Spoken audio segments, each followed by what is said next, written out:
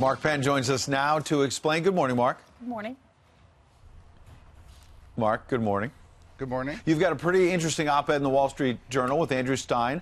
Why don't you lay out the case why you think Hillary Clinton will get into this 2020 battle?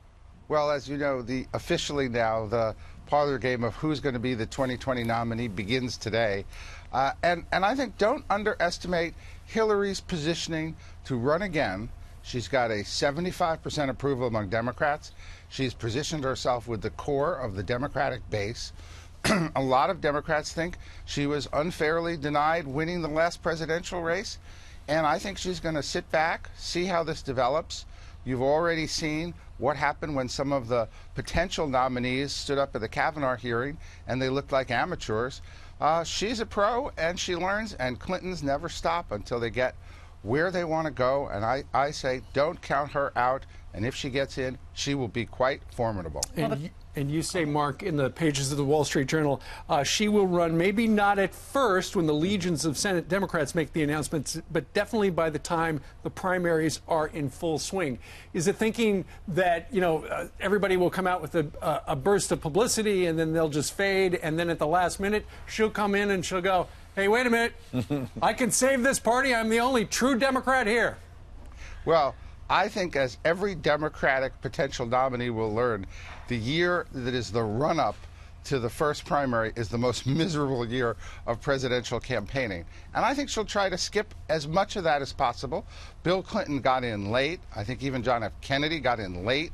And I think that if she does go, it will be because no one emerges as a clear front runner. Right. It looks like the party is splintered in lots of different ways, and she can come in, re-energize the core of the Democratic base, take the nomination, and have the biggest rematch in history with probably the biggest voter turnout in history based on that. You brought up the Democrats like her, 75% approval rating. The current administration, this president, has a very high approval rating amongst Republicans. What do you think it would look like if they did run against each other again?